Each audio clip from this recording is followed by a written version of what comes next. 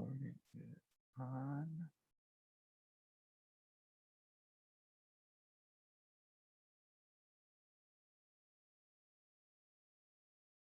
Okay, this is the July 21st recording of the Trilogy Gun Club, and we're going to have Tim Forshey on the speaker today, as well as descriptions of other activities. We're going to have a number of people joining us.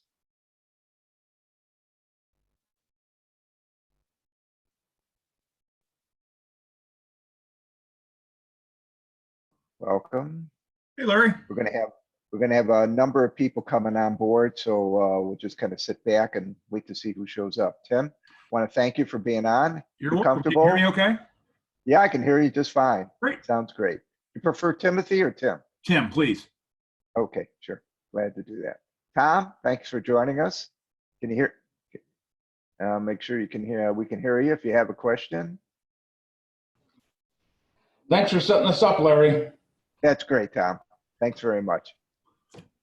Last time we have about 43 people who expressed interest. Last time we only had 8 come on board, so I'm not sure how many we'll have, but we'll give people a little time. Some people have never been on Zoom before, so Yeah, it's going to be a little challenge for them as well. So we're going to try to give people plenty of time to get comfortable here.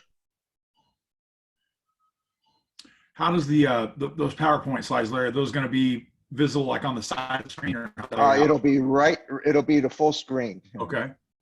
You'll still be on top or on the side wherever people decide to move your picture, All right. but otherwise it'll be there. And then all you just say is just move the slide. I'll be glad to do that for you.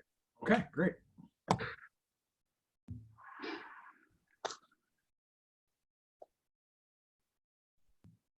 All right, Mark, is that you on there? Looks like me. Okay, How you doing, Larry? good. Well, I'm going to change the name so other people know. Oh, Yeah. yeah. Mark with a C or K? I always forget. K, Okay. the proper way. What doesn't necessarily be that. Helen, welcome. Hi. Hi. This is actually George. And George there's and Boris. Boris, good to see you back. Oh, there you are. Did you put my name in? Larry?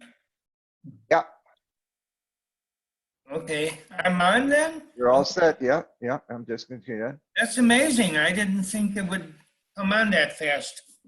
Yeah, well, that's why you always cover the video camera just in case there's a problem. You got to know Oh, that. no. I had no problem there.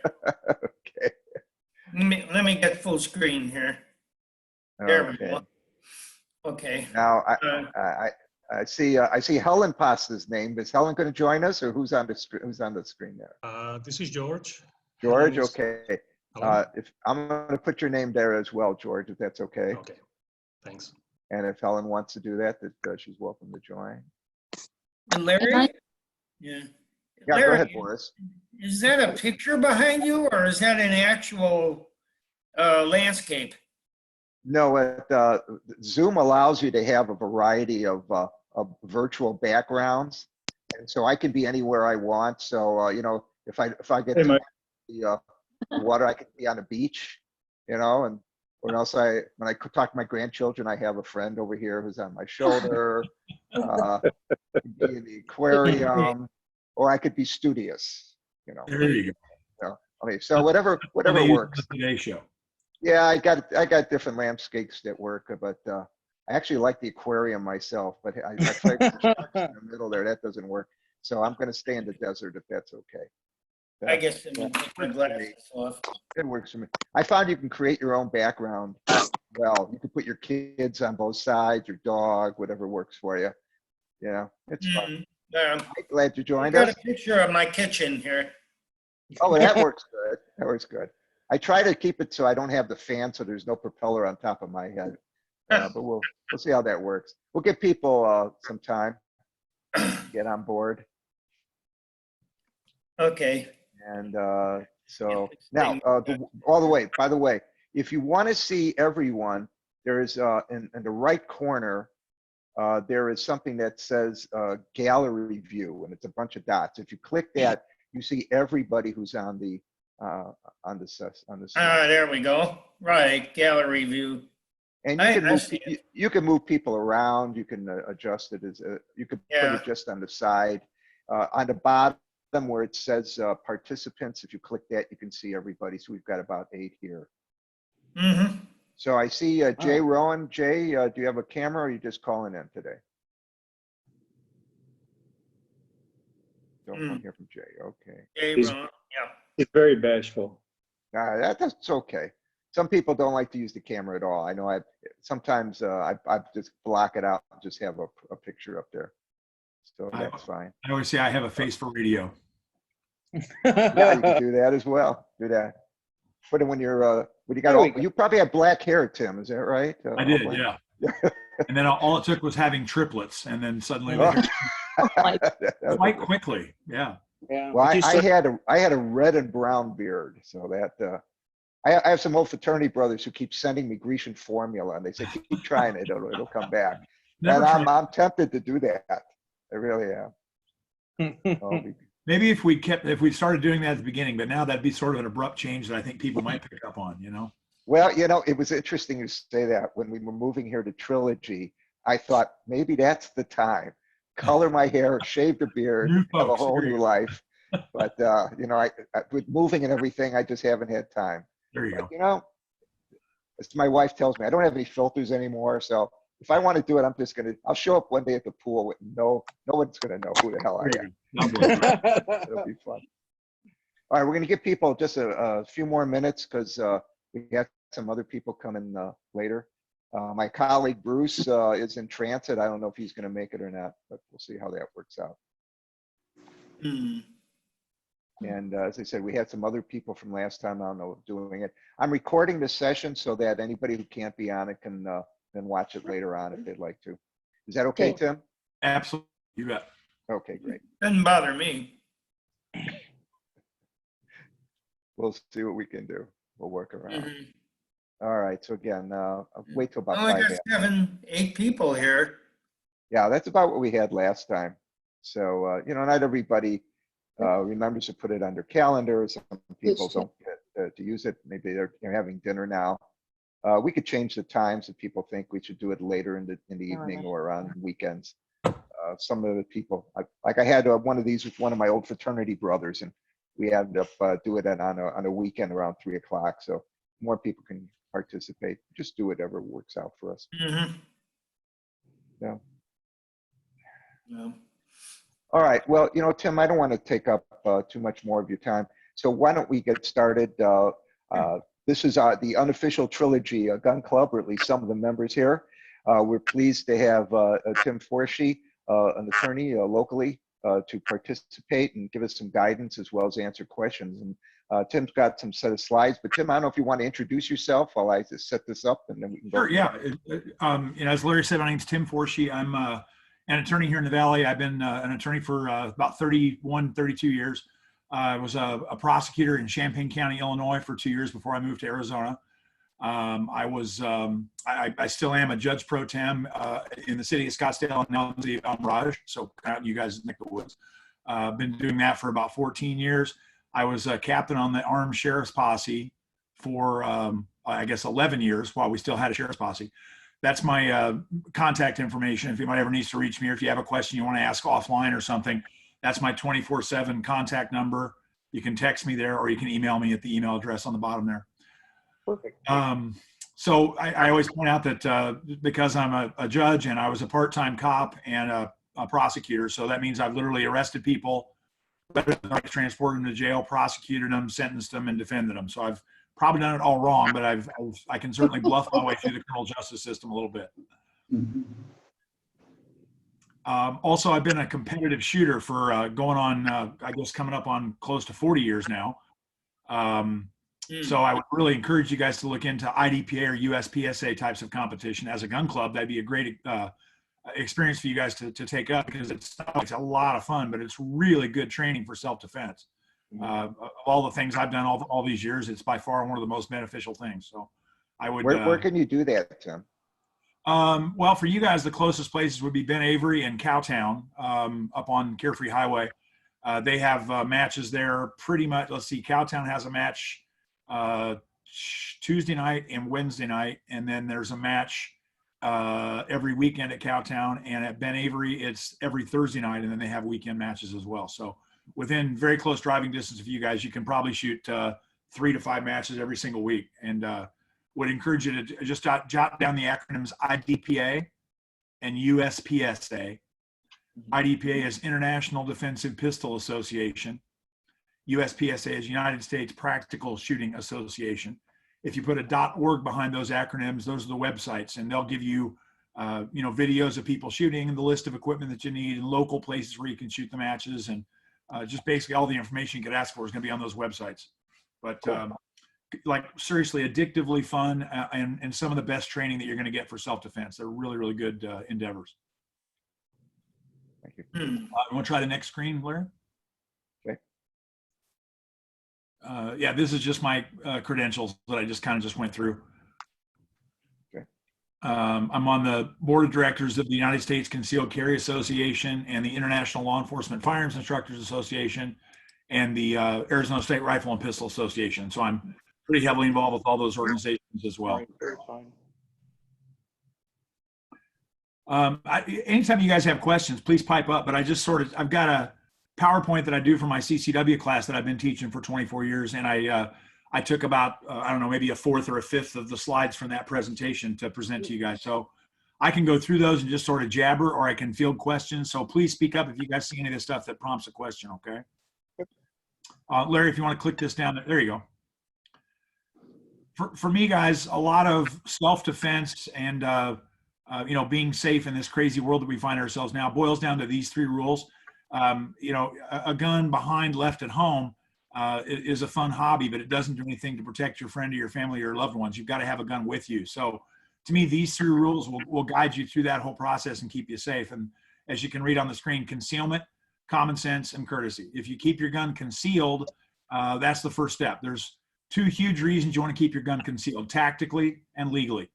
A lot of people, you guys have all seen people carrying open, right? When you go to the store, when you go anyplace, you'll see people carrying open. I've been doing this for a long time. I've been a CCW instructor for 24 years. If I'm standing in line with somebody at the bank and I see they're carrying open, I'll say, hey, you know what? Quick question. I'm not trying to be rude, but I was wondering if you can tell me. I'm a firearms instructor and a part-time cop. I was wondering if you can tell me, why are you carrying conceal? Or I'm sorry, why are you carrying open?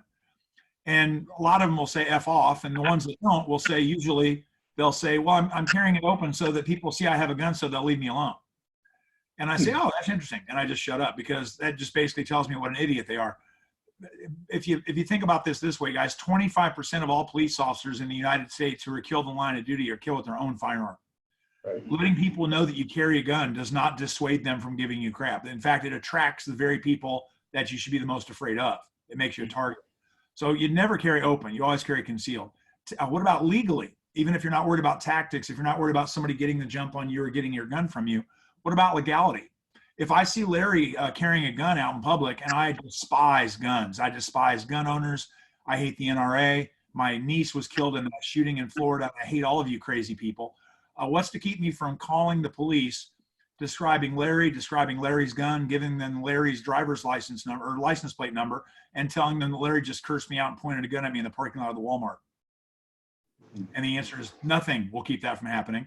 And I've had several clients that have had to go through that ordeal, and Larry will get arrested and quite possibly prosecuted for aggravated assault and prove that you didn't have peanut butter for lunch this morning. Is kind of the same dilemma. So why would you ever carry open when it's just as legal to untuck your shirt and carry concealed?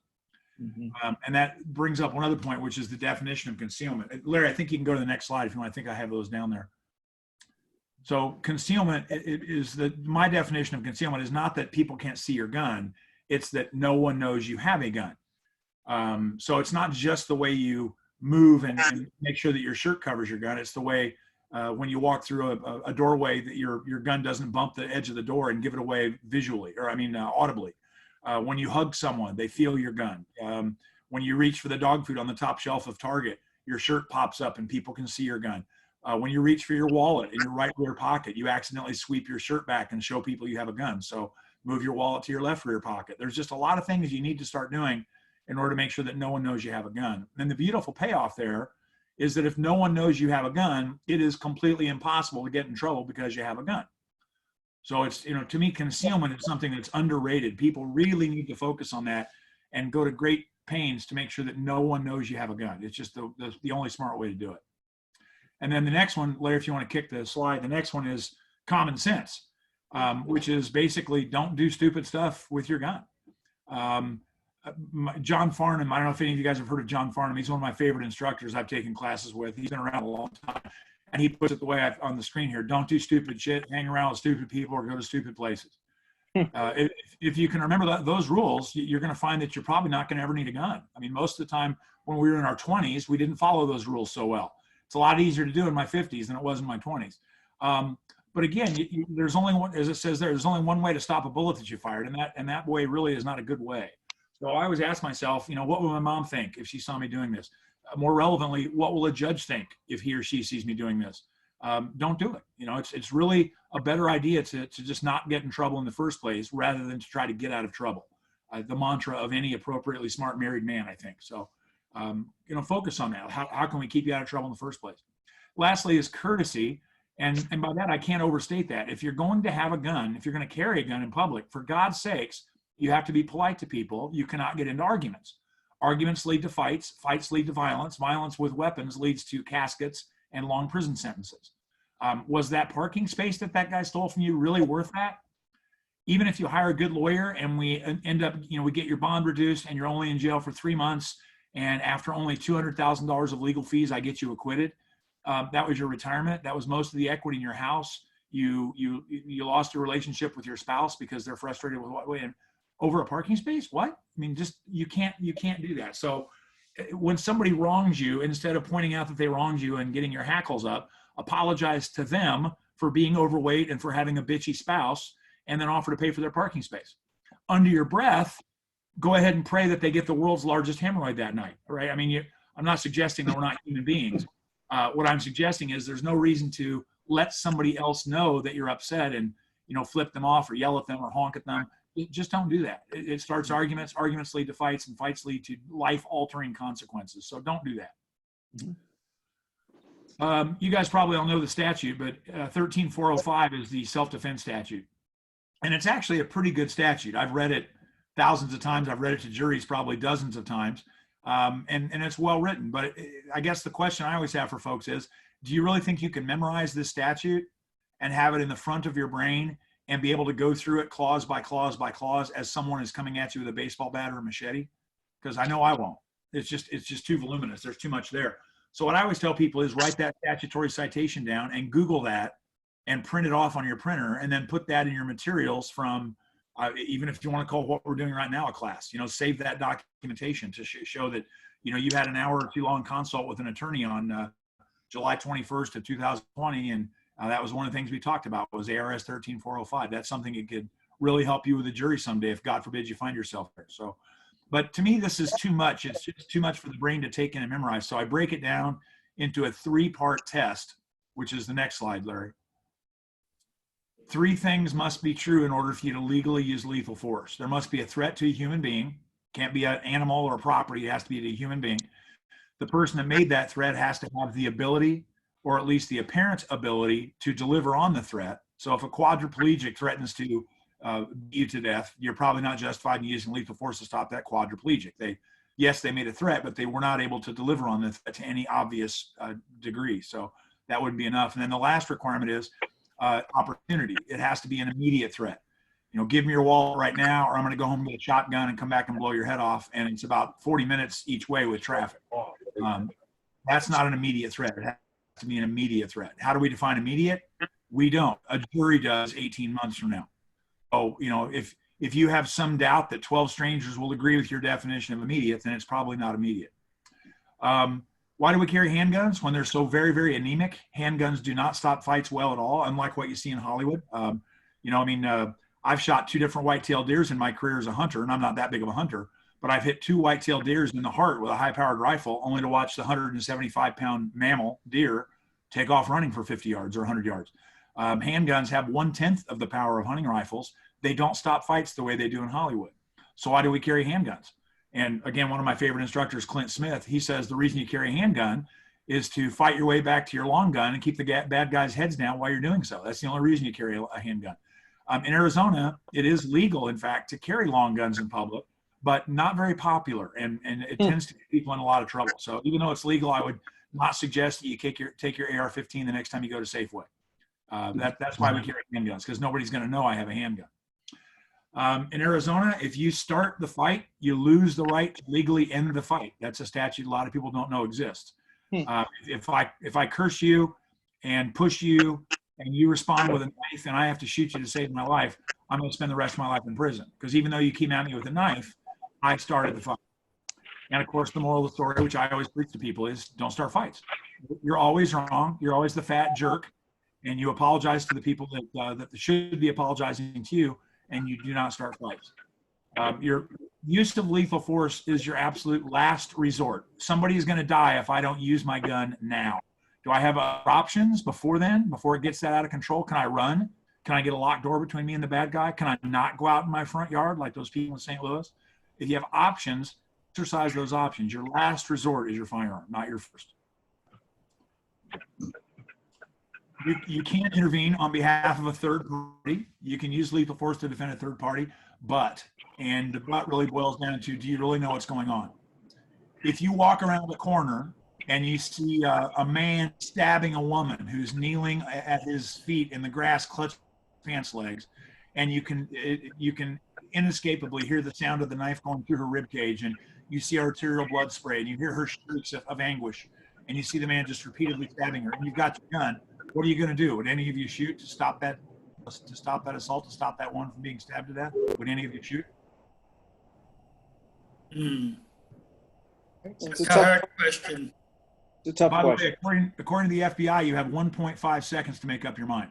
That's the average duration of one of these situations, the decision-making process. So the reason I use that example for folks is because that's one of my favorite true stories that happened in Texas a little over 20 years ago. And the guy that was stabbing the girl turned out was an off-duty police officer. He'd been having an affair with this woman.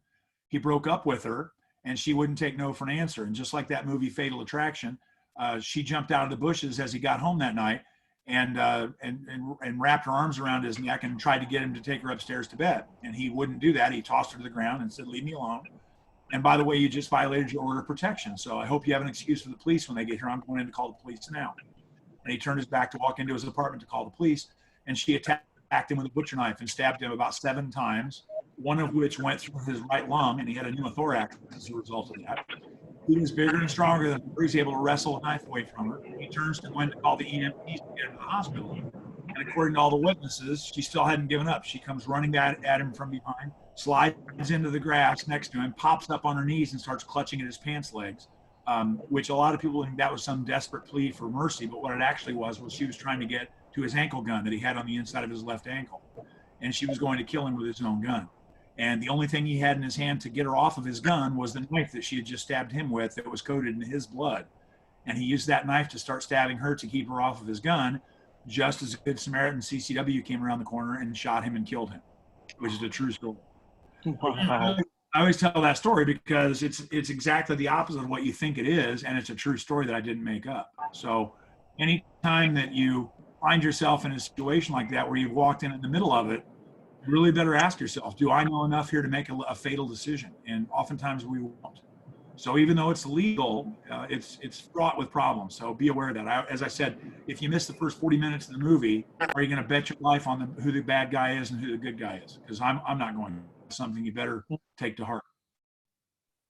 No questions about any of this stuff from you guys? No questions yet?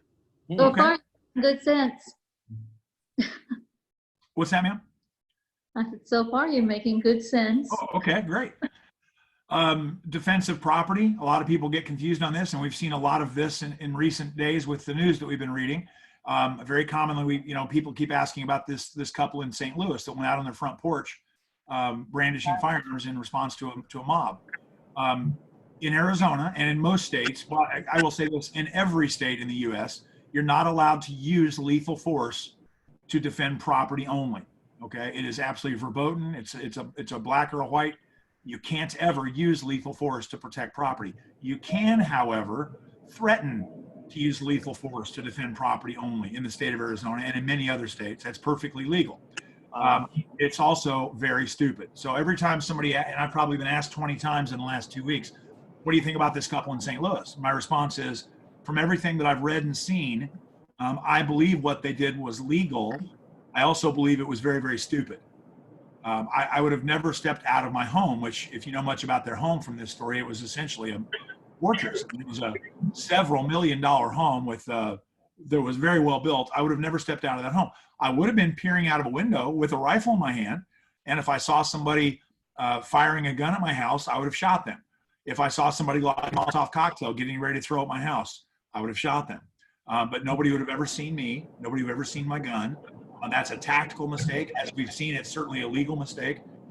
Even if it's legal, you don't want to have to go to court to prove it's legal. And you don't want to be the object of national scrutiny on CNN and have all your friends think that you're a crazy hothead nutball. Hey, Tim. Out of sight. Hey, Tim, got a question. Sure. It says you can threaten the use of deadly force to protect your property. You just indicated that if the couple in St. Louis, if somebody had approached the home and shot at the home, does that meet the burden to say you can protect your property because of the threat against the property? Well, again, Mike, if you're in the home and somebody's shooting at the home, I don't view that as a threat to property. I now view that as a threat to a human life.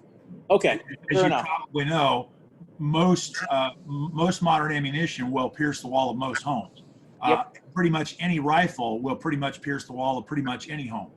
So to me, that's no longer a threat to property. That's a threat to human life. Yeah, and I'm referencing your second bullet point that says you can threaten the use of deadly force to protect your property, but isn't that threat a pretty gray line? Well, that's the thing I was getting ready to comment on, was that you asked me what's the threshold. The answer is the threshold is determined by a judge and a jury. It's not determined by me or you or those people in St. Louis. And that's what's always so scary about these questions, is that the answers are always gray. They're almost never black or white. So it's going to, in which case, once again, it strengthens my point that you better be damn sure you're about to die before you resort to this, because if a jury doesn't agree with you, you're going to spend the rest of your life in prison. Now, I don't ever want to spend any time in prison, but I'll always take prison over death. Yeah. But I'm going to make it be that stark of a choice before I'm going to do something that dramatic. But yeah, that's one of the important things to remember, is that any lawyer that tells you, well, if you do this, you're fine, but if you do that, you're not, is lying to you, because those bright lines simply don't exist in our system. They just don't. Yeah. I wish they did. It would make life much easier for me as a lawyer, much easier as a judge, much easier as a firearms instructor, but those bright lines simply don't exist.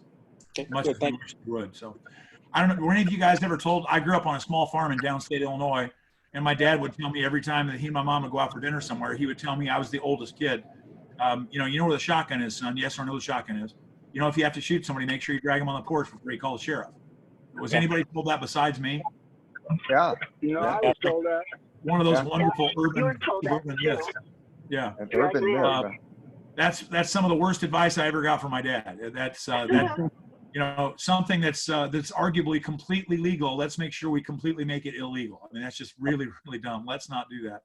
And for God's sakes, the whole planting guns and planting knives on somebody that you later learned was unarmed before the police get there is a fantastic way to go to prison for murder, because once they catch you lying and falsifying evidence, they're not going to believe anything else you say. We know you're a liar, so you're also a murderer. So don't even be tempted to do that. It's quite possible that I can prove that the mistake that you made was a reasonable mistake.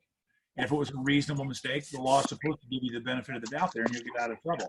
The minute you start lying and falsifying evidence to avoid that risk, the minute you have no prayer, you're done. So don't do that. Don't do So Tim, the question is, if someone's breaking into your house and coming through the window, and you shoot them and they fall, is there a difference if they fall back or fall in? Absolutely not. That's again a huge myth. There's no difference whatsoever. Were you justifiably in fear for your life? That's the only concern you have. Now, again, if somebody's breaking into my house while I'm home, I think it's a reasonable assumption that I'm in fear for my life. But there are exceptions to every rule, Larry. What if the person that's breaking into my house is a 9-year-old Girl Scout who is extremely rude, but she really, really wants to sell some cookies? Just because she's breaking into my house, is that a case where I'd be justifiably in fear for my life? I would argue no, I would not. So it's the totality of the circumstances, and you have to be in fear for your life. So this whole concept of stand your ground and the whole concept of the castle doctrine, don't get sucked into those conversations. They all boil back down to the same thing. Are you reasonably in fear for your life? If so, Gotcha. free to use lethal force. I don't care if they're Thank you. inside my house, outside, if they've broken in, if I'm walking forwards, walking backwards, am I in fear for my life is the only concern we should have. Thank you. Any questions about anything else on this screen for you guys? Okay. Yeah, I got a question. There's been a lot of road rage on the on the highways. How would you handle a situation like that? Well, I always put it this way to that, Boris. I don't know, I know you guys have a gun club. I don't know your level of expertise yet. Do you know how many foot-pounds of energy you can expect to get out of a 9mm round of ammunition? In other words, how much impact power that's going to deliver to your target? Do you know the answer to that? No. No, not really. It's probably around 300 to 400 foot-pounds of energy, okay? Any idea how many foot-pounds of energy a 1977 Cadillac Eldorado moving 65 miles per hour? Okay. Well, You're in a very definitely bullet more, resistant, you're in a very bullet resistant fortress. Your best trigger in that situation has nothing to do with your firearm. It's your accelerator and your brake and your steering wheel. A car is a much more efficient weapon than a firearm. In fact, cars nationwide kill almost 20 times more people every year than firearms do. So if somebody's committing road rage against me, your best bet is just hit your brakes, take the next exit, and get on your cell phone and call the police and get to a place of safety. If it becomes really a life and death situation, then I'm going to use my vehicle as a weapon long before I ever think about my firearm as a weapon. It's much more efficient. And it's very hard to believe outside of a crazy Hollywood script of a scenario where you'd be justified in using your firearm during traffic. It's just too dangerous to other people. It doesn't offer you many benefits. Many handgun rounds will have a hard time getting through to the occupant of most vehicles. It's just not, should never, ever be your first option. Your car should be your first option. Escape and evade is by far the smartest thing. Get their license plate, call the police immediately, and escape and evade. That's going to be way better than any other advice I can give you. And we've all found ourselves there, but don't even think of your gun. I've represented probably 10 clients over the years that found themselves in that situation, and they took their firearm and they just held their gun up in the window to show the person they were armed, to dissuade them, to scare them away. And every single one of those people were arrested and charged with aggravated assault, which is, by the way, in Arizona, that's a class 3 dangerous felony. Presumptive prison term is 7.5 years in prison. Really? In other words, if you do pull your gun out and the guy is coming towards you and you show a gun, you're at fault then? No, again, you're asking me a black or white answer, Boris. I can't tell you that you are at fault. I would tell you that you're at risk for being found at fault, for sure. Yeah. Showing that gun, and there is a law in Arizona that theoretically makes that legal. It's called defensive display of a firearm. It's A.R.S. 13411. That statute is misused and misinterpreted very widely, and I would never ever want to use to avail myself of that statute. But in theory, that statute says if you're in fear for your life, if you're in fear of getting beat up, that you can let the other person know that you're armed to dissuade them from beating you up. The problem with that is that which story are the police going to hear first, and which story are the police going to believe? If 3 people are going to swear that you were being a drunk jerk in a bar and that you threatened somebody with a gun, even though you felt you did it in response to a possible attack, guess what? If it's the words of 3 people against the word of 1 person, you're likely going to go to prison. So I would tell people, I don't let people know that I have a gun until I'm using my gun. Now, that doesn't mean I'm necessarily shooting, but I'm in fear for my life, and my gun is now out and up, and I'm ready to shoot. I don't ever let someone know I have a gun if I'm in fear for becoming in fear for my life. Do you see the difference there? And by the way, guys, I've carried a gun every single day for the last 26 years. And not only have I never shot anyone, I've never drawn my weapon, not once. And that's our goal. Would that scenario be any different if it were a small female? Yes. Well, again, the answer is I can't tell you that it's different. I will tell you this. The question that you're asking basically, Karen, boils down to what's called disparity of force. And that's a concept we see all across self-defense. I'm 6'3" and I weigh 275 pounds. If you're 5'4" and you're a female and you weigh 123 pounds, you're going to be much more justified in going to your firearm before I would in reverse. If a 5'3", 130-pound woman's attacking me and I draw my gun, the jury's not going to like that nearly as well because the disparity of force argues against my actions there. So if it's 3-on-1, if it's a huge guy against a small guy, if it's a regular size guy against a regular size gal, these are all issues that factor in disparity of force. Age is a big one. If a 22-year-old male is attacking a 71-year-old female, she's going to be justified in using lethal force where a lot of people would not be. So it all boils down to disparity of force. So it's gender, size, age, infirmities. These are all things that make it easier to justify the use of lethal force. Yes, ma'am. Sense, yeah. Very, very good question. All right. Any other questions about this slide? All right. Want to bump it? I kind of already mentioned the stand your ground law and the so-called castle doctrine. A lot of people, if I ask most of my classes, I'll say, have you guys heard of the castle doctrine? And half the people nod their head. And I say, complete this sentence. Don't censor yourself. Just blurt it out. Complete this sentence. Somebody breaks into my house, I can. And most of my class goes, I can shoot him. And as I've already told you guys with my Girl Scout example, no, you can't. Not necessarily. Okay. You have to be in fear for your life.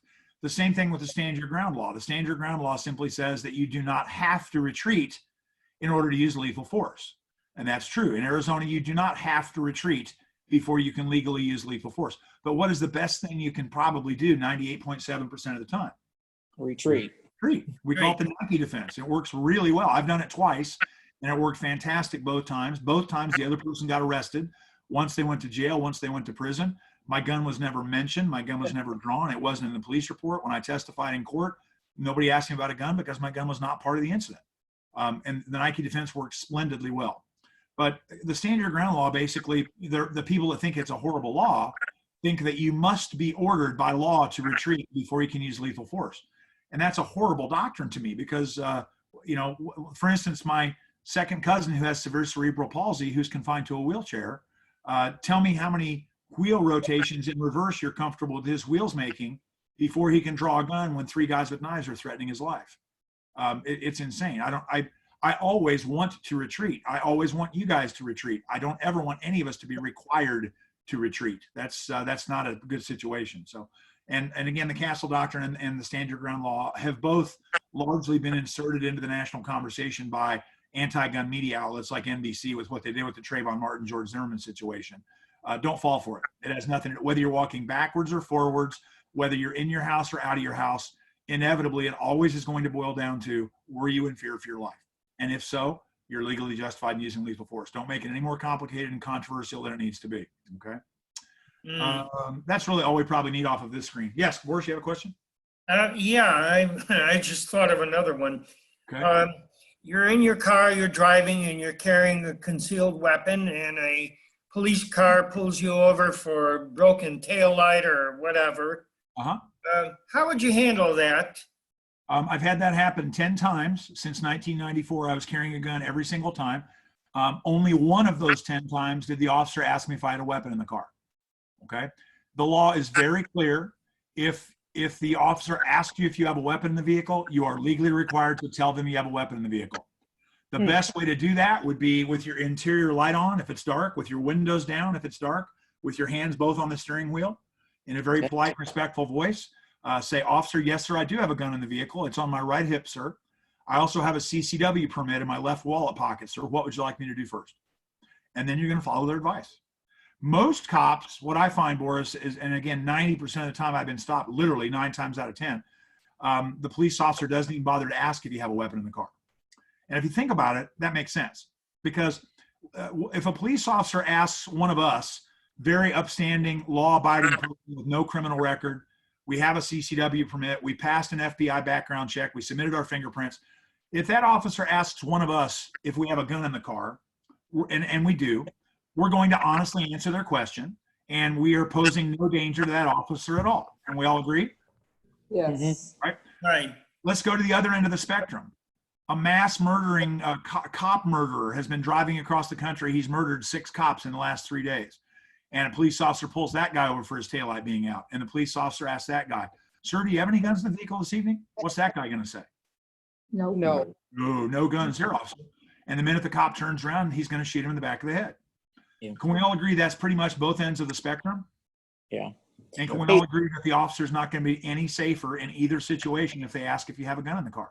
Right. Hey, So what Tim. I find is that the cop that asked me, the one that asked me if I had a weapon in the vehicle was about 22 years old. He was very young.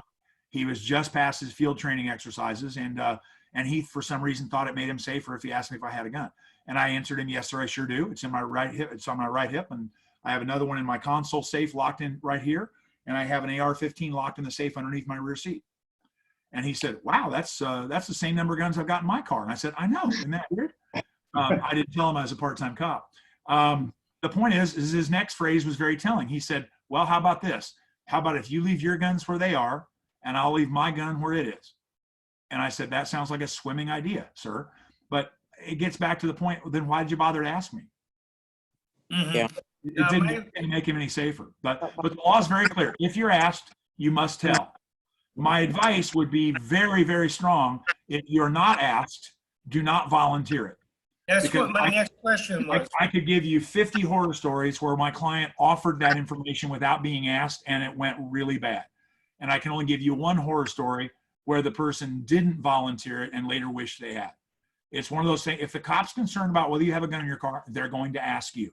You're not in charge of their traffic stop for them. Don't start making decisions for them and telling them what they should be concerned about. And by the way, the minute gun becomes part of the conversation, it gets more complicated and potentially dangerous. Yeah. So Hey, if they're Tim. not concerned enough to ask, I'm not going to volunteer it. Hey, Tim, we just moved here from the state of Illinois, and what Oh, we were what part? told, we are in Maryville, Glen Carbon, Edwardsville area. Okay, great. Yeah, so you're a Southern Illinois boy like I was. We didn't have to put up with Chicago too much, thank God, right? Yep. Yeah. Everything south of Chicago. I always say everything south of I-80. There you go. Yeah, I would say I don't care if you live between Kankakee and Milwaukee, that's Chicago as far as I'm That's concerned. it. The Illinois, you had to have a firearm owner's ID card. Yep, the good old FOID card. Yep. Yep, and then we have our CCW licenses for a handful of states. But we were always told that if an officer pulls you over, that maybe it's just in Illinois, they typically already know if you have a weapon. Are the systems becoming integrated now that you're aware of? No. Here's the way I would phrase that, Mike, is that first of all, just so you understand, when they pull you over, the only thing they know about you is from your license tag, right? Okay. And that simply is your vehicle registration. So my vehicle is registered to me and my wife. Yep. My daughter's Jeep is registered to me, my wife, and my daughter. Is there some law that says I can't loan my truck to you and that Mike Hoffman couldn't be driving a truck that's registered to Tim Forshey? Right? Yep. So when the police officer pulls you over, they have no idea who's driving, and they have no idea anything more about that person. So Okay. but the answer is this. The answer is a little more complicated because once they find out who I am, okay, now they can cross-reference their computer screen with the DPS computer screen rather than the DMV computer screen. And Okay. then they can find out, yes, in fact, whether I do have a CCW permit. Unfortunately, for a guy who spends a lot of time almost every weekend teaching CCW, I'm always a little bit frustrated to tell you that a large percentage of people with CCW permits don't carry their guns that often, let alone all the time, right? Yeah. And so just because you find out I have a permit, does that tell you I have a gun? No, it doesn't. Yeah. And in order for the officer to find out whether you have a permit by going through the DPS website, they first have to have been up to your car, asked for your license, registration, and insurance, and then taken that information back to their car's computer to check. So can they do that? Yes.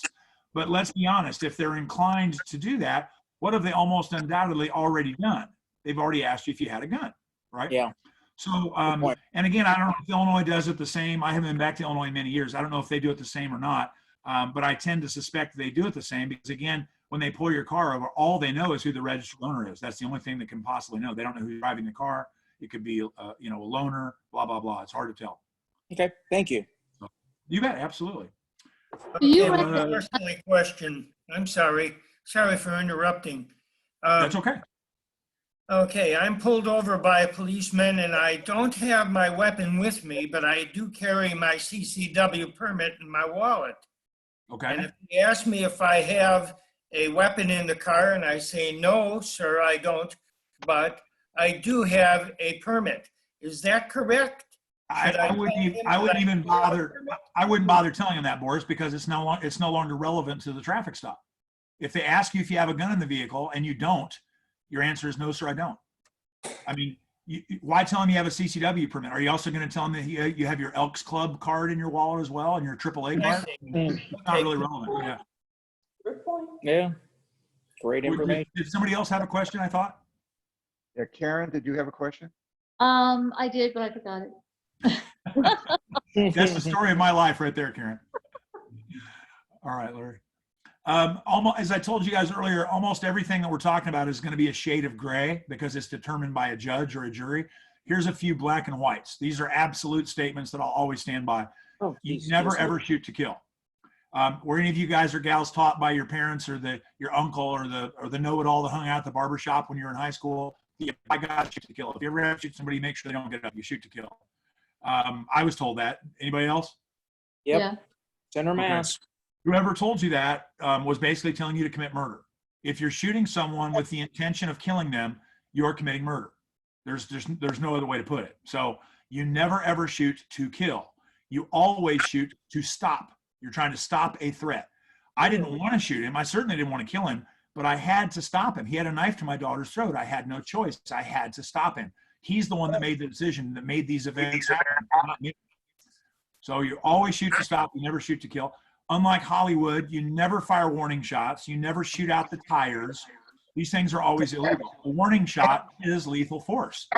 If you aim over someone's head and fire 2 shots, those rounds are going to come down a mile from now and they're going to hit some little kid in the swimming pool and you just killed someone. Those are clearly lethal force.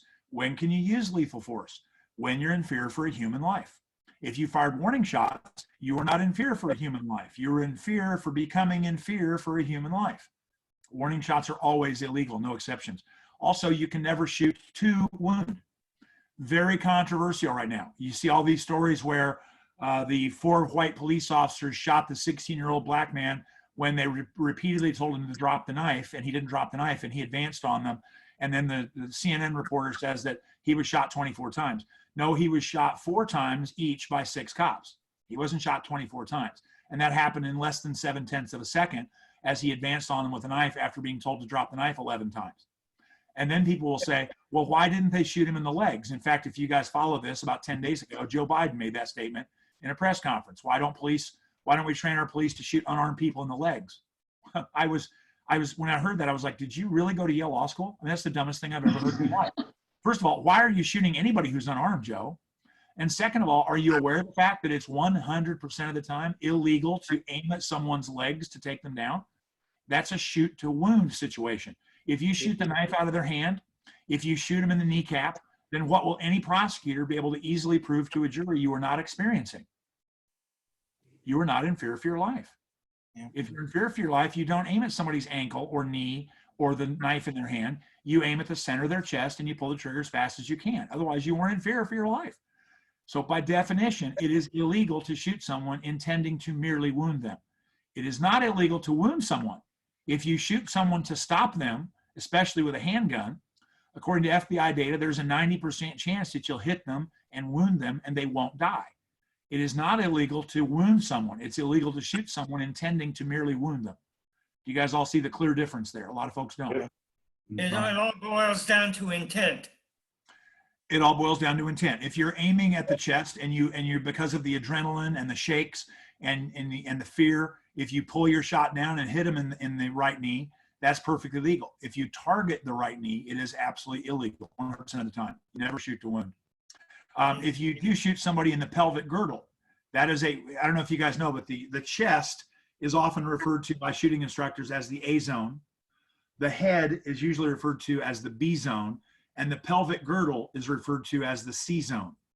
If someone is 10 yards away from you and they're charging you with a machete, you must stop them, okay?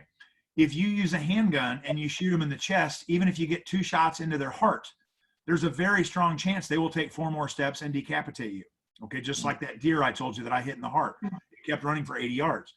Hitting somebody in the heart with a handgun is very unlikely to stop them in the next 3 or 4 steps. If you hit them in the spinal cord, it will.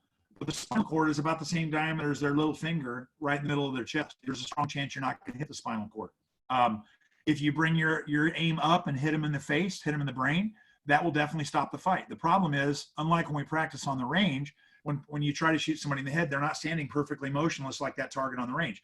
They're bobbing and weaving as they charge you with a knife and get closer. It's very difficult to hit a grapefruit-sized target that's bouncing unpredictably in the next 7/10 of a second with a handgun.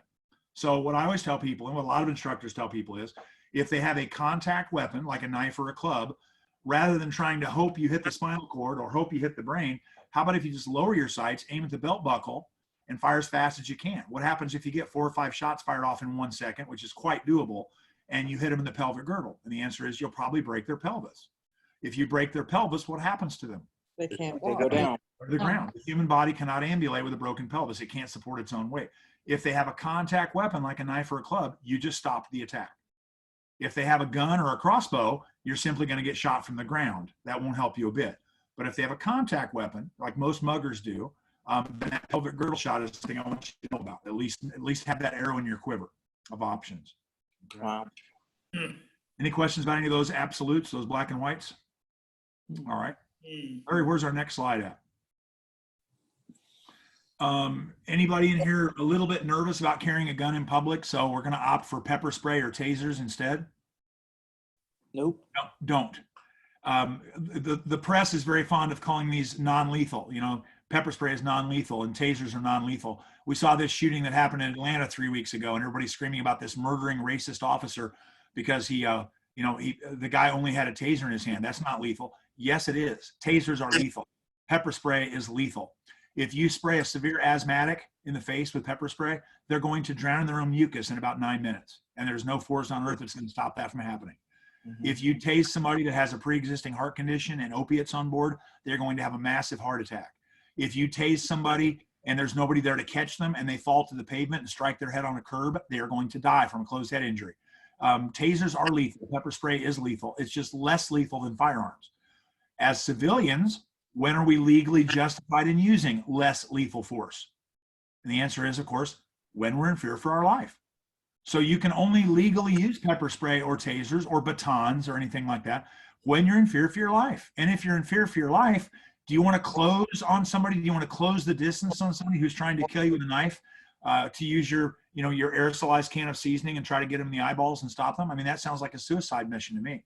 So I always tell people, please don't be tempted to use these less lethal force things unless you're a cop. Use that money that you'd spend on that and buy practice ammunition and range time and a coach or a shooting instructor and get better with your firearm and get to where you feel confident in your competence with your firearm. You're way, way safer than trying to rely on any of these gimmicks that will get you killed. Anybody have any questions about that? How many of you guys have a home defense weapon? You have a firearm that you use in your home in case, God forbid, someone should try to break into your home. Do any of you guys have that? Yes. Yep. Most all of us, right? Yes. How many of you have ever fired it indoors with no hearing protection? Because the answer would be, what? I can't hear you. Yeah. Does anybody like me understand that probably the most effective home defense weapon of all is an AR-15? That's somewhat of a controversial statement. Trust me when I tell you that is a true statement. An AR-15 loaded with 55 grain bullets or lighter will actually penetrate fewer pieces of sheetrock in your home than a 9mm handgun round will. It's such a tiny bullet going so fast that it starts disintegrating by the time it hits the second or third piece of sheetrock. It'll go through about 70% as many layers of sheetrock as a 9mm round will. Yeah, and yeah. That's what we so chose here. much more accuracy, 30 rounds as opposed to the usual 15, minimal recoil, 5 times the stopping power of most handgun rounds. It is the ultimate home defense weapon. The huge downfall is the unbelievable muzzle blast. If you ever fire a 16-inch barrel carbine indoors with no hearing protection, it will completely deafen you, possibly for the rest of your life, but certainly for the next 5 minutes. Don't forget that guy that you just shot with that gun, who's now down in your front room.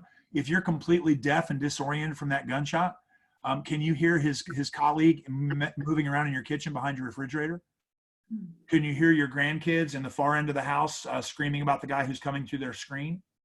Can you hear your wife in the bedroom screaming about the guy that's breaking in through that window? If you're completely deaf and disoriented, you're now out of the fight.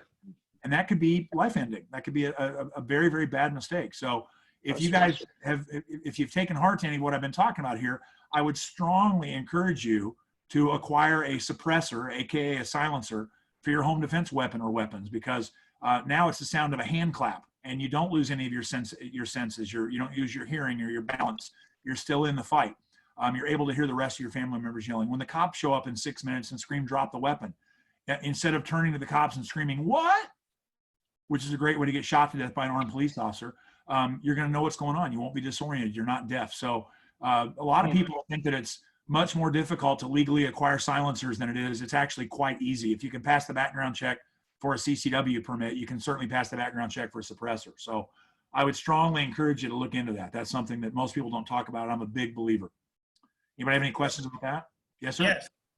Yeah, it's kind of hard to carry a handgun with a suppressor on it if you're trying to conceal it. If you notice the way I wrote it up here, it says my first line is never outside the home, barring zombies. So Right. I have way too many suppressors. I can't even admit how many suppressors I have because I seem like an even bigger freak than I am. Suppressors are one of the best tools for teaching new shooters, best tools for hunting, best tools for target shooting, for plinking. They're fantastic. For inside your home, they're amazing for self-defense. For outside of your home, they're difficult to justify to a jury. Now it looks like you're out hunting. Now it looks like you're using it offensively instead of defensively. So outside of the home, not for defense. Inside of the home, if they've killed your dog, chopped down your door, disarmed your exterior lights, you've called 911, the cops are on the way, now they're chopping to your bedroom door. At that point, believe me, you're justified in using a suppressor inside your own home. No problem at all. No questions asked.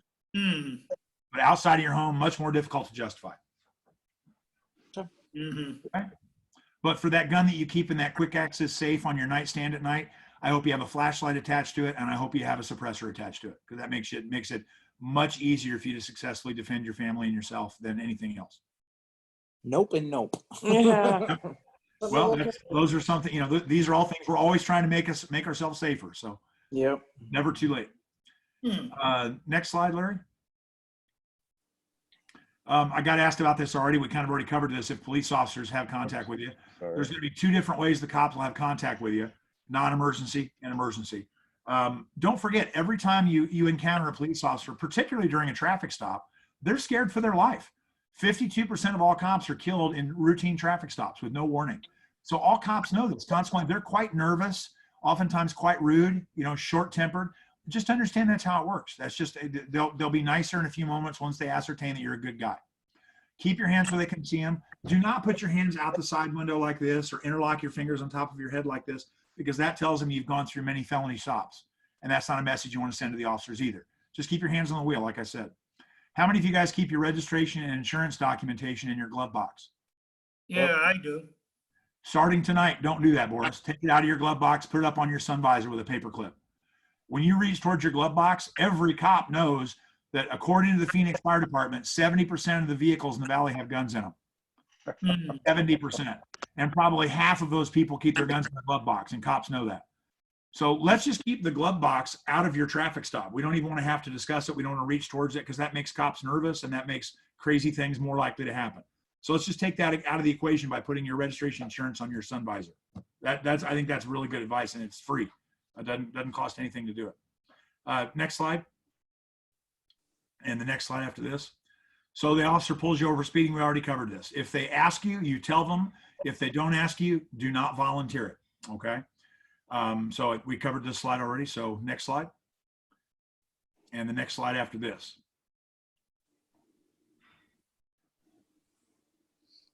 So the next slide after this is, now this is something a little more serious. That person that broke into your house that we were talking about earlier, you had to shoot them. They're down. Now what? Okay.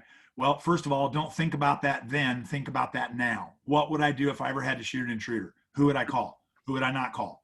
Have you guys ever heard that old term? An acquaintance is somebody who helps you move. A friend is somebody who helps you move a body. You guys ever heard that? Yeah. Know who your friends are. All right. Who's going to be supportive of your family? Who's going to be supportive of your decision? Who can you borrow money from? What way do you have to get money in order to be able to afford an attorney and to afford bond? These are the things I want you thinking of now, not then. All right. Come up with these plans now.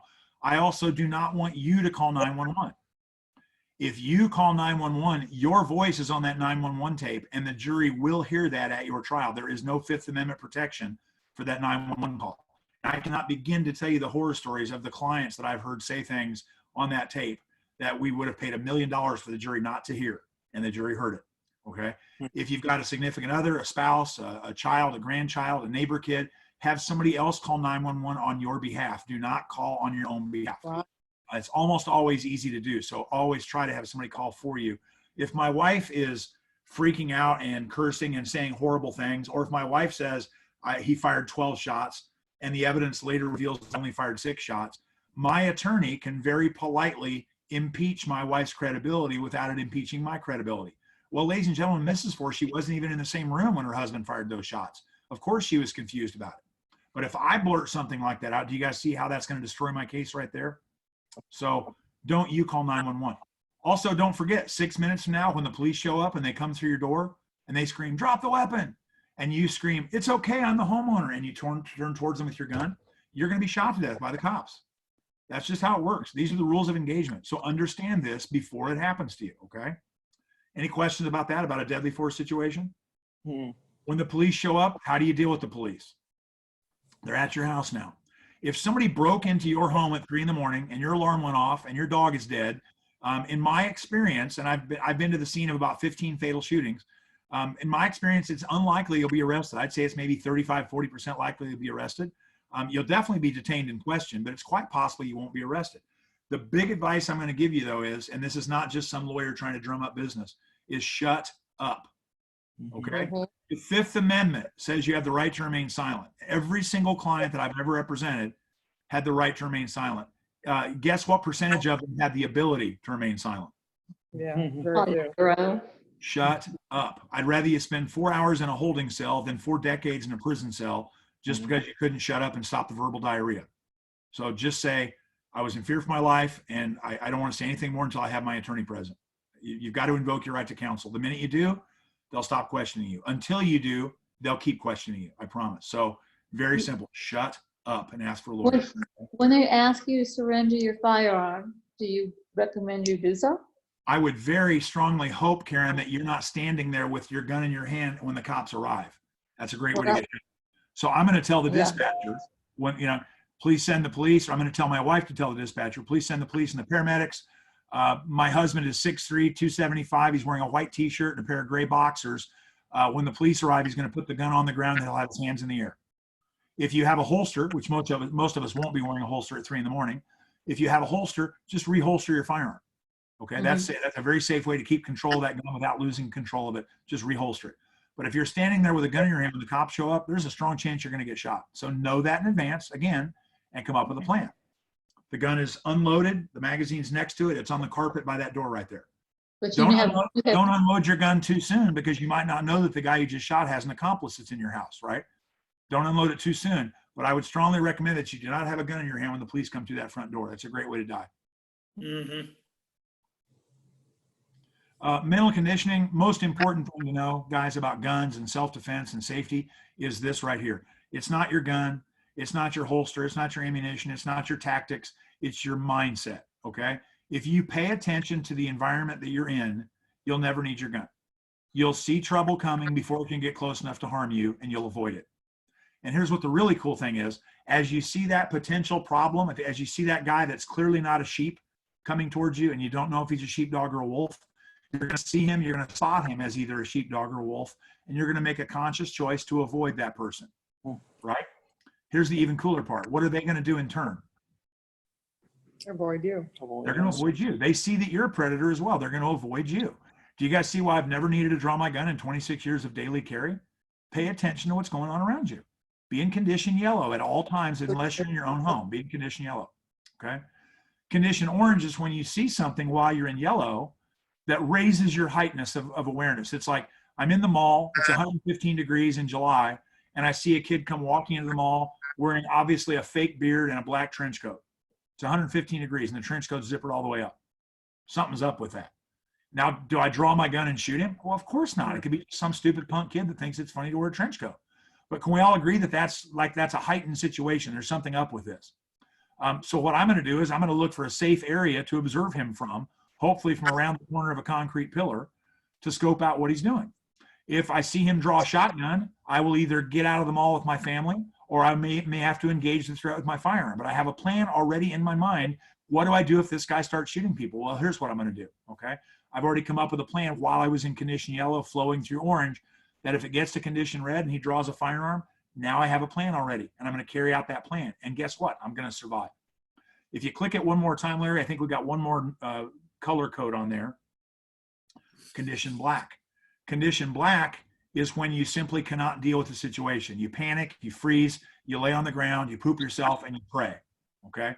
What we find is people that start in condition white, that suddenly and inexplicably with no warning find themselves in red, default to condition black. They cannot cope with it emotionally and mentally.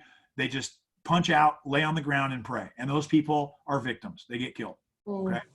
You guys are not going to do that because you're always in yellow, and you shifted into orange as you saw a potential threat, and you started making plans. And when that threat blossomed into an actual threat, you started carrying out your plans, and you're moving and you're doing. You're not sitting there freaking out, unable to grasp what happened because you saw it as it was developing. And we find that people that start off in yellow have a 98+% chance of surviving red versus people who are in condition white. They simply, if they survive, it's pure chance. They've done nothing to help themselves survive because they default to condition black. So if you get one thing out of this little talk this afternoon, if you get one thing out of being an armed sheepdog, it's please let it be condition yellow. Be aware of what's going on around you. Don't be texting as you walk to your car. Don't walk to the far side of the parking lot in the dark without a flashlight when you leave the department store. These are all things that will get you killed. You look like food. Don't look like food. If you don't look like food, you won't get eaten by a wolf. Very, very simple. Most important slide.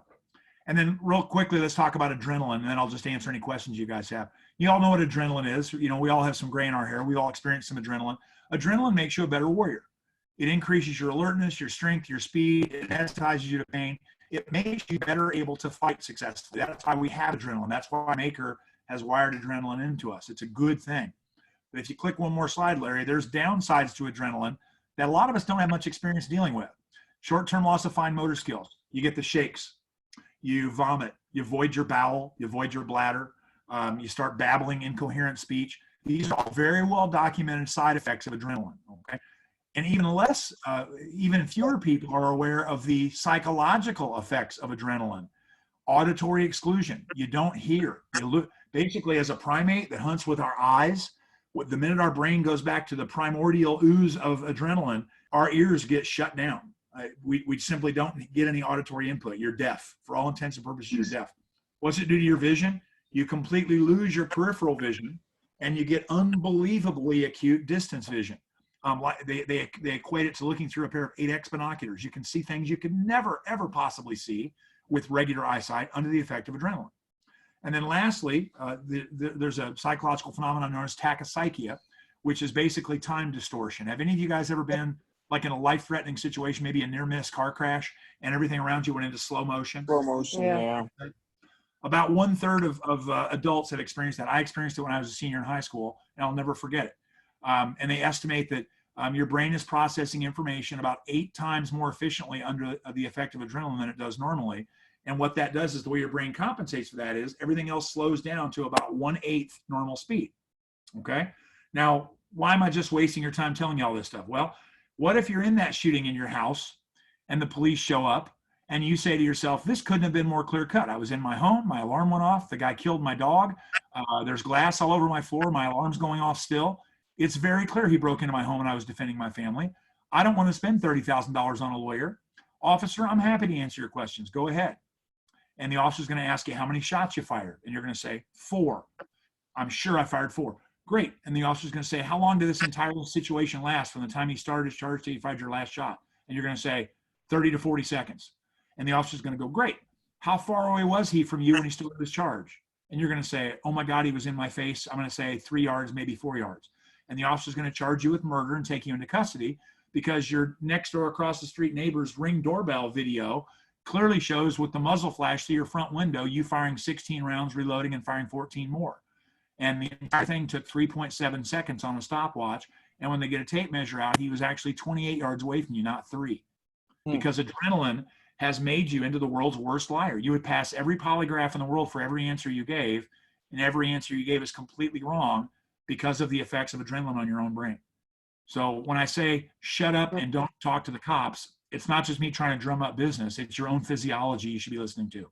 Shut up. You can't tell the truth right now because you're not capable. Does that make sense? If you don't tell the truth, if you don't tell them something, I mean, are they going to assume that you?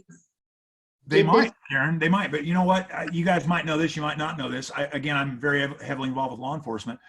Do you know what standard operating procedure is for a police officer involved shooting in every department in the U.S.? No, I don't.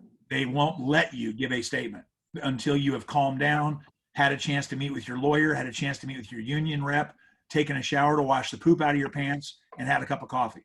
And that's usually the next morning at Denny's. That's when you'll first be questioned about what happened last night. Every police officer knows this. That's how they always treat their colleagues. Why is it fair for them to treat us differently? And on the back of my business card, I actually have instructions, what to say, what not to say. And I basically say, please show me the same courtesy that you'd show a colleague involved in the same situation, and don't take my silence as a sign of guilt. So they might, but I'd rather you be assumed guilty for 4 hours than to be proven guilty for 40 years. Yeah, any day. That's the way I put it. Yeah. So shut up. And again, lastly, just because you have a gun, just because you have a permit to carry the gun, does not make you competent to use that gun any more than buying a guitar makes me Carlos Santana. Okay.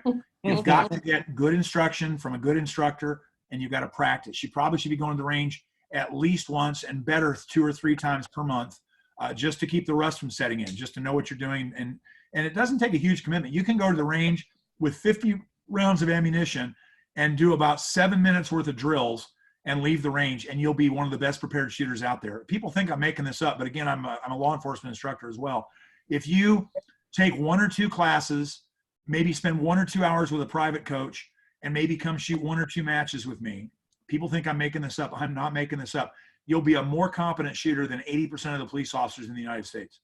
Wow. People think I'm making that up. I'm not making it up. Your average cop is a horrible shot who never practices. They go to the range once a year, the night before their qualifying test, and about 1/3 of them fail their qualifying test every time. And that's for me being an instructor for cops.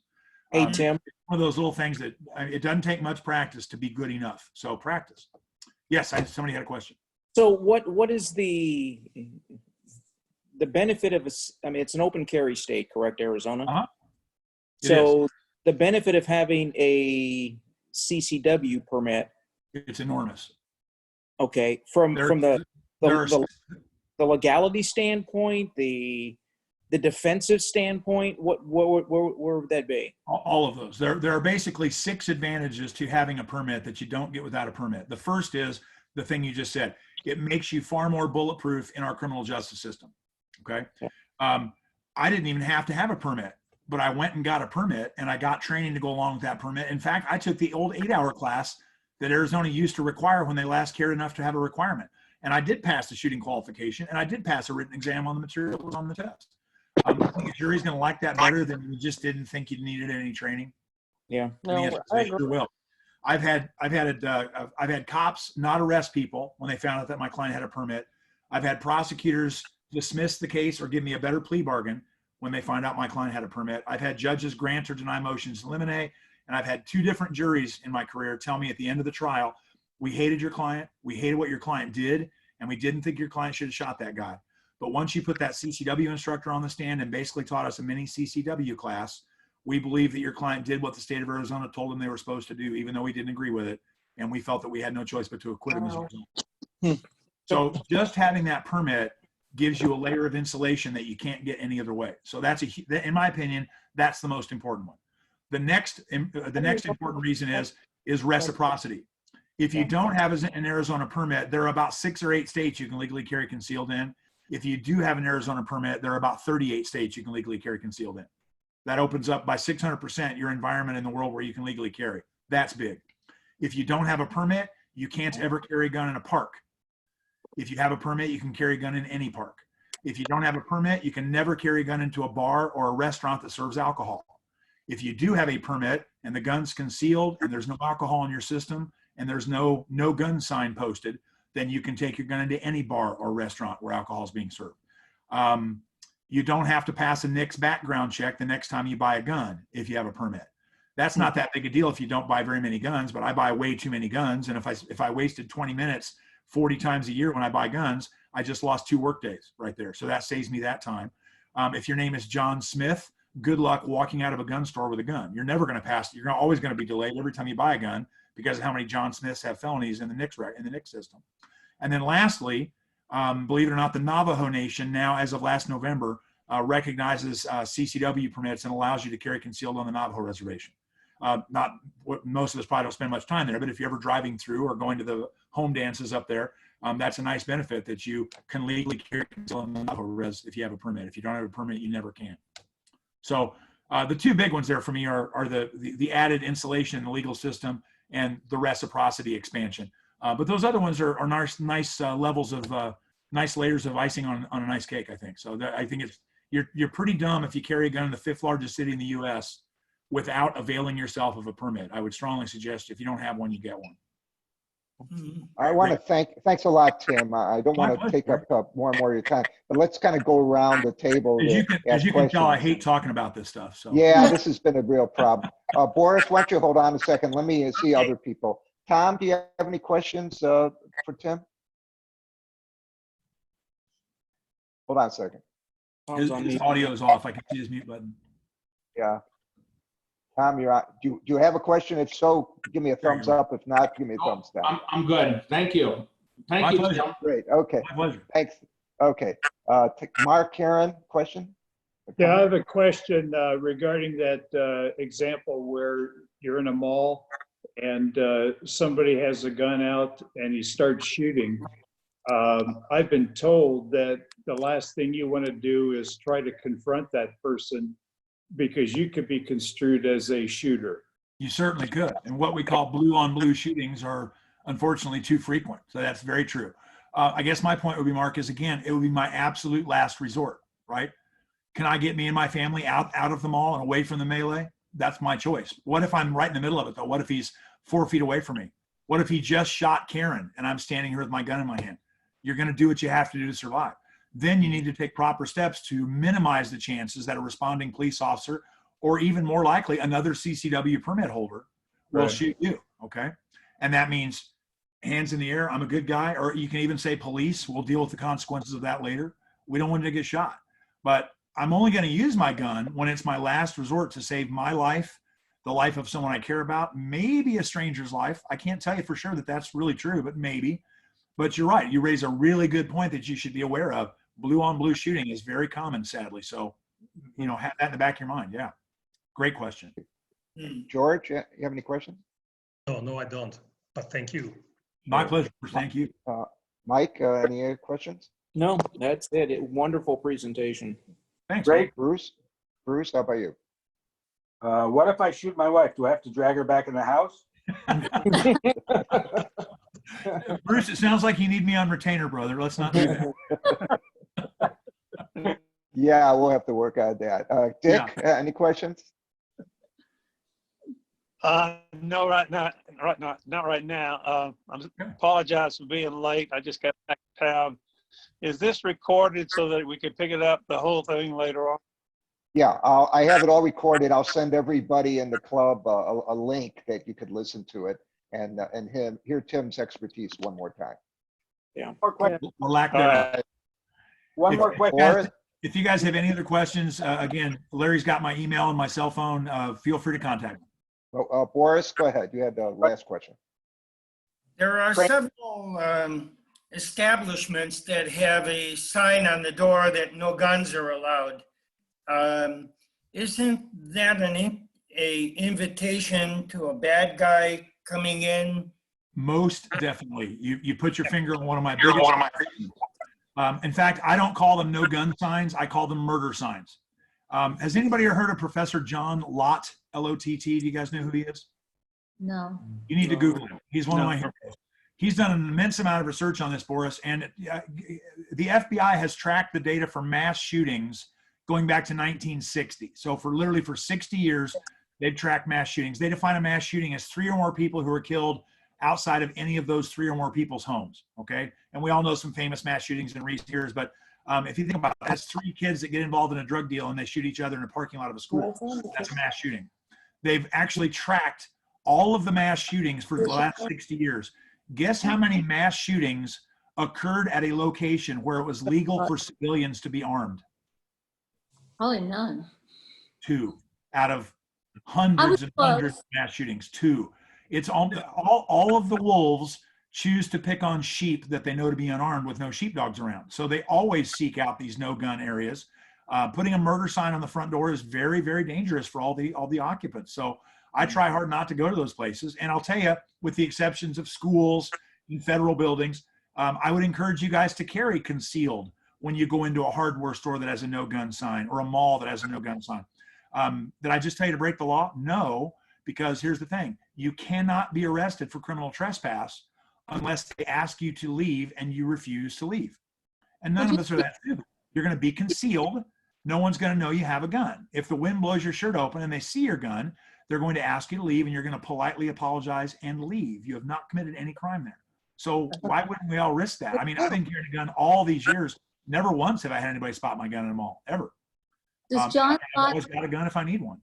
does John Lott name his last name L-O-T or L-O-T-T? L-O-T-T, John Lott, PhD. Phone number. He has an institution now called the Crime Prevention Research Institute, which I cannot recommend enough that you guys get on their mailing list. It's a really good source of information in these for all this stuff we're talking about. Well, thank you again, Tim, for taking the time out of your personal day. I'm sure the members are also appreciative. We may get back to it some other time, and if you suggest some other topics or speakers or information we need to go, just so you can drop them off to me, I'll share. Or with get everybody. together. Yeah. Sounds Thanks great. very much, everyone. Have a nice Thanks, Mike. dinner. Nice meeting everybody. Stay Thank safe. you. Take care. Bye-bye. Bye-bye.